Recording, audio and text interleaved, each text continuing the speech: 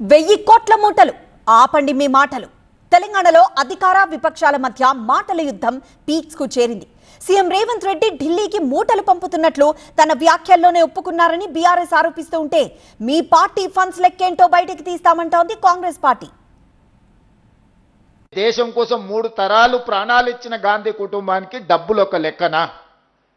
Congress party కార్యకర్తలు నిజంగానే వాళ్ళకి డబ్బులు కావాలనుకుంటే ఈ కాంగ్రెస్ పార్టీ కార్యకర్తలు పోగేస్తే కూడా ఓ 10,000 కోట్ల రూపాయలు జమ అయితే గాంధీ కుటుంబానికి ఇవ్వడానికి.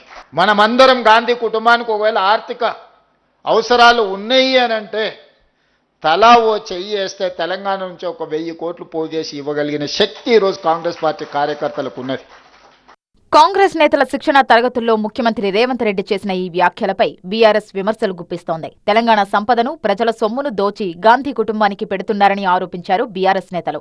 ఒక పక్క రైతాంగానికి రైతు బంధు ఇచ్చే పైసలుండయి, ప్రజా సమస్యలపైన దృష్టి సారించేదానికి నిధులుండయి.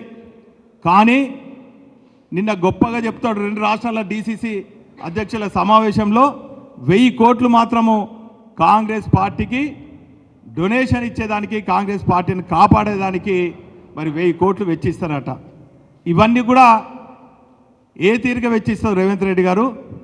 ఈరోజు తెలంగాణ ప్రజల రక్తాన్ని పీల్చి పిప్పి చేసి నీ కాంగ్రెస్ పార్టీని కాపాడుతుంటే ప్రజలు చూస్తూ ఊరుకోరు. దేవాదుల ప్రాజెక్టు అంచనాలు పెంచింది ఢిల్లీకి మూటలు పంపేందుకేనన్నారు బీఆర్ఎస్ మాజీ ఎమ్మెల్యే పెద్ది సుదర్శన్ రెడ్డి. దాని అంచనాలు పెంచే విధంగా ప్రయత్నం చేసి కొత్త ఎస్ఎస్ఆర్ రేట్లు రాగానే ధరలు పెంచి దాని నుంచి కమిషన్లు దొబ్బుకునే ప్రయత్నం చేస్తూ ముఖ్యమంత్రి రేవంత్ రెడ్డి గారు 1000 కోట్ల రూపాయలను దేవాదుల ప్రాజెక్టు ద్వారా పెంచిన అంచనాల నుంచి వసూలైన డబ్బునే ఢిల్లీకి పంపిస్తానని చెప్తున్నాడు. ఢిల్లీకి మూటలు పంపడం తప్ప ప్రజా సమస్యలు పట్టవా అంటూ ముఖ్యమంత్రిని ప్రశ్నించారు కేంద్ర మంత్రి బండి సంజయ్. 6 గ్యారంటీల అమలుపై పెద్ద ఎత్తున ఉద్యమిస్తామన్నారు.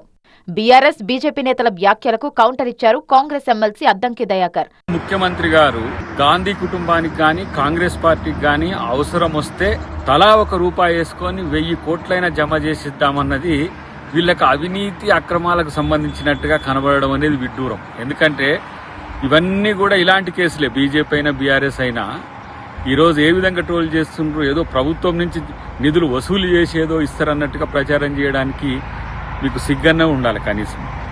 ఎందుకు ఈ పరిస్థితి మీకు వచ్చింది?